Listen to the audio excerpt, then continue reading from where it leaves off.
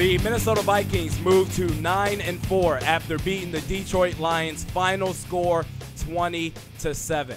And my apologies, folks. I couldn't get that third podcast out last week previewing the Vikings-Lions matchup because by that point, my voice was completely done to the point where I ended up sounding like Christian Bale in his Batman voice. But my voice is about halfway back, so I'll take that. Either way, the Minnesota Vikings, they did what they were expected to do against the Detroit Lions, who basically have packed it in for the year, and against their third-string quarterback, David Bling-like Blau. You like my style? Ha ha, I'm headed to the bank right now.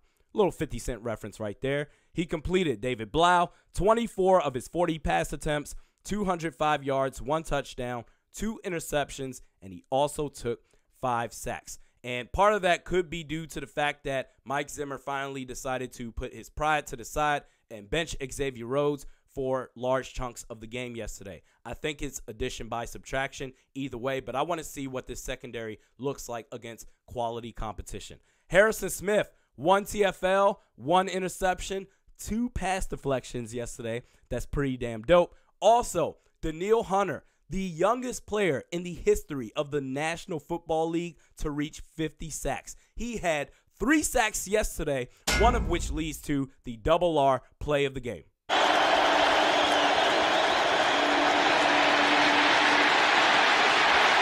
And down he goes all the way back to the 28-yard line. Now, this is during the second-to-last offensive possession for the Detroit Lions before the end of the first half. Now, at this point, they're down 10-0, and they have a chance to put some points on the board and possibly make this more of an interesting game. And I'm going to call this drive the flag show drive because during this drive, the Minnesota Vikings got penalized 3 times. So it wasn't looking good. They marched up the field, got into the red zone. 3rd and 2 at the Minnesota 15 before Danielle Hunter puts his stamp on this game. And Danielle Hunter, he does sort of a stutter step move before beating his man to the left, getting inside the pocket and chasing David Blau to his left. Like, bro, where you going? Sit your bum ass down. With the somersault to follow, knocked him back 12 yards before Matt Prater missed the 45-yard field goal attempt. So worst case, it was looking like they would get at least 3 points. Certainly it was great they didn't get 7, but my God, you shut them out to where it was turnover on downs. That was the double R play of the game.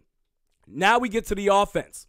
I thought the offensive line was spectacular yesterday, albeit going up against arguably the worst pass rush in the league. At this point, Kirk Cousins and the play-action combination is damn near unstoppable. It led to the B.C. Johnson touchdown. Stephon Diggs with tough catch after tough catch. Then we get to our running backs, which it was more of an even distribution yesterday against the Lions. So I don't know if I'm just going to assume that the Vikings had Dalvin Cook on more of a pitch count, so to speak, after his shoulder injury last week against Seattle. More of an even distribution scale because Dalvin Cook, he had 18 carries. Alexander Madison, he had 14. All in all, the Vikings had 120 yards on the ground yesterday. That was some good stuff. And then Kyle Rudolph, the stat line will show 2 catches for 11 yards, but the blocking by Kyle Rudolph was the unsung hero of the game. It is amazing how at this stage in his career, Kyle Rudolph has evolved his game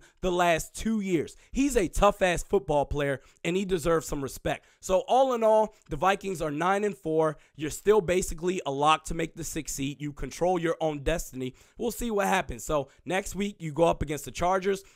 I think my voice is getting better. It's getting better. Hopefully, I should be able to do 3 podcasts this week. If not, I'll let you know. But I feel like I'm good to go for this week to be back on brand. We do this 3 times a week. Mediocre Best Sports Podcast, Realistic Randy. Check me out on Twitter at realistic_Randy, Facebook at Realistic Randy.